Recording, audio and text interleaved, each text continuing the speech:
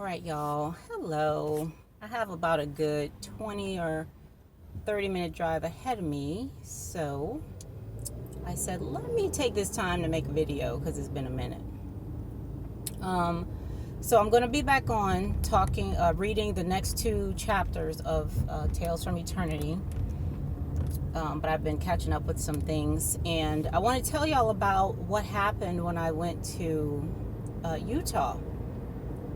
To Arbinger. Went to Arbinger to be on it's not a panel, it was a group that was recording for something that they have coming out soon related to equity, diversity, and inclusion. I had an amazing time. It was great. I really had an amazing time. And, of course, the people were awesome.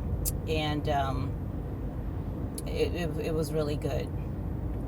So I had a few insights myself while I was there, which is something that I love. That's why I enjoy talking about this, because I don't know a lot of times what the hell I'm going to say, which is, and that excites me because I'm waiting to hear too. Okay. Listen, I'm sitting there with everybody else trying to figure out what she gonna say. Okay, when I ask this question, So it was very, very nice, and I actually got some amazing clarity about something. So recently I had an interview after Utah. I went to Chicago. Okay. For the Women of Color Beyond Belief conference, and I was on a panel for authors, and then a panel for parents, for secular parents. Okay, so after that, and I came home, someone who was at the conference asked if they could interview me for their show. It's the Freedom from Religion Foundation, and I was like, absolutely, So I did that interview, and in that interview, the host asked me. He said, well, now that you're no longer a believer, how do you make moral decisions? Okay. It was something related to that. How do you make moral decisions? And his question brought me back to what I talked about at Arbinger in the group. When I was explaining how I saw, what was it? How did I say that? Well, let me just tell you what I told him. I told him that the question for me is no longer primarily about good and bad, or good and evil, or right and wrong, okay, or moral and immoral, all right? That's no longer the yardstick. And it used to be. It absolutely 100% used to be. But it's not anymore. Because my main concern or the attention I give to things now is not about whether they're right or wrong. It's about, well, is it real or is it not real? Okay, before we get to the right or wrong, all right, is the thing that I'm addressing now, is it real or did I make it up? Okay, that's now where I'm starting. Because now, once I discover the answer to that, okay, that'll help me in determining the next step. So that'll let me know, well, Cheryl, if it's not real, is this something you want to spend your energy on? Okay. Is it worth the argument? Okay, is it worth the time? Is it worth the investment you're gonna be making?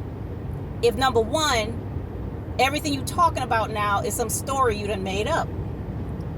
Okay. So that's the issue right now. Now, when I was in Utah, what I was talking about was the way that we create scripts about other people. Stay in your damn lane. The way we create scripts about people And those scripts will never be true. They'll never be real, ever. Never. Okay? Because it's a whole story that I am making up about a person based on my super limited perspective. Okay? It'll never be true. So, is it worth me being what we like to call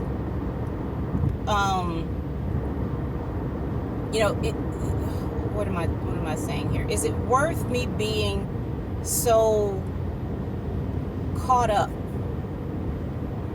in the issue of, let's say, racism, for instance? Is it worth me being so caught up in that, okay, that I totally miss the parts of the story that are not real? Okay? Nope, not anymore. Not for me. Okay? Not for me. All right? So when you get to asking the question about whether or not you're making this up, now let me tell you what I mean by that, okay? In Utah, there was a lady sitting next to me. What was her name? I forget her name. It'll come to me though.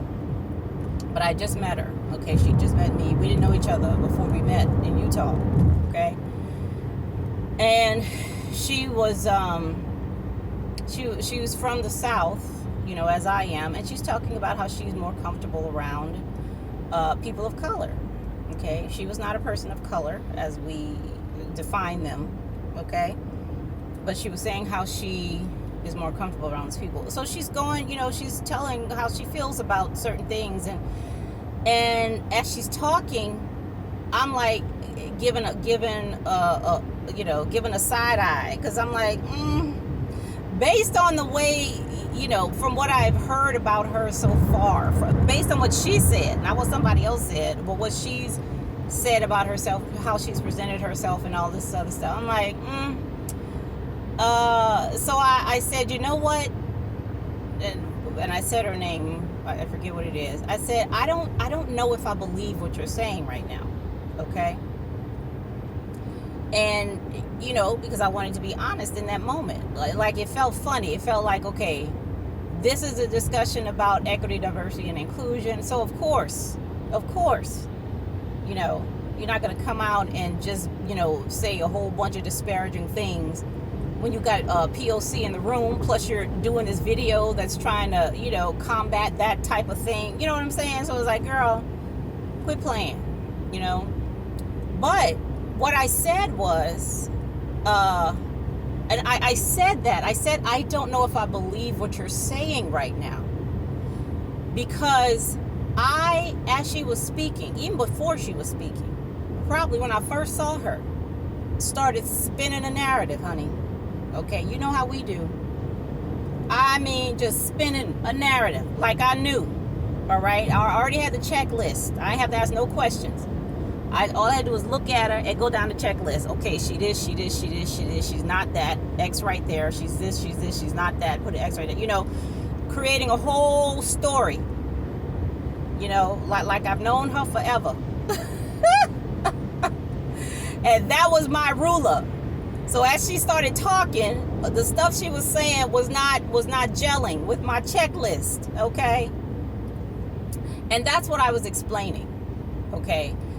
The story that I already had in my head about who she is and what she believed and what she valued and all that, none of that was true, okay? None of it was true. And let me tell you something else. I got a story about me with a checklist. About Cheryl.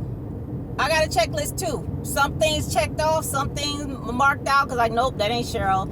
Yup, Cheryl's this. That shit ain't true either. Okay? What the hell I look like thinking I know somebody and I don't even know who I am? All right?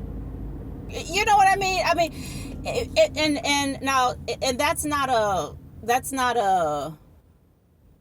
a bad thing. It's not a good thing either. It's just a thing. Okay? And I think I said this in Utah too. I recognize that in order for me to know me, I need you. Okay? I need to see how you respond to this.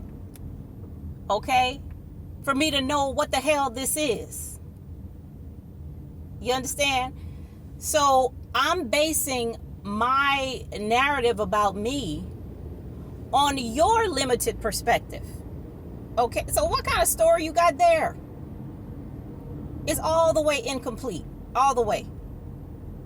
Okay? Now, I was listening to one of my favorite. Oh, and let me say, just because it's incomplete, that doesn't mean it's wrong. Okay? It's incomplete. All right? That's just what it is.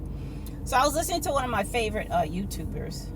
One of her first videos, like when she first came on YouTube like 3 years ago. And she was talking about purpose, you know, how people are all trying to find their purpose and all that. And you know, and I guess that's we feel like we're doing that. Like why am I here, and what am I doing here, and there must be something I'm here to do, and other. So as she was talking, I was thinking, okay, so what if you had a bunch of, let's pick another animal. Let's not pick human animals. Let's pick another animal. Any animal will do. It don't matter. It's all the same. Okay. Let's pick a bunch of rats. Let's say you got some rats around. Okay, well, we're going to personify them. And they're sitting around, you know, they're chewing on some stuff. They're finding trash or cheese or whatever, thinking, and they're saying to each other, you know what? What's our purpose here? What are we here to do? As around them in their environment, right? Like all kind of stuff is just happening. You got, you know, people putting down traps. You got, you know, a hurricane coming through. There's, you know, a whole bunch of rain. Like, just, life is happening. Things are just happening. And they're there in the midst of it all. What am I here to do? What is my purpose in this world? Okay. You know, take a whole bunch of pencils. Okay. What's the purpose of a pencil? All right. Now imagine a whole bunch of pencils. It's the same thing. You got 100 pencils. They all look alike, all designed the same. Talking about, what is my purpose? What am I here to do? You know? So when she said that, I was like, you know what? It's, we weave amazing stories. Like, we really do. That's like, I feel like that's a function of human animals, is to just weave stories, you know? And because we're actually not what we think we are, the stories we weave pack a huge punch. Huge. Huge. Okay? A huge punch. So huge that we fool ourselves. We're so good, okay, that we just we fool ourselves, you know. And yeah, so I had those questions too at one point, you know, but now it's not a question anymore. I mean, it could be if I wanted it to be, but I don't. All right, I can't pass this place up. Where the heck am I going? I think it's over here. I gotta go meet this person about this course. Yeah, I think this is it. Whiskey Street. And I hope I'm not late. All right, y'all, let me go. I'll be back on later. I hope you enjoyed the drive. And I hope, what time is it? I might be a little early. Can I park over here? What did I say? 30-minute parking. I'm gonna be here more than 30 minutes.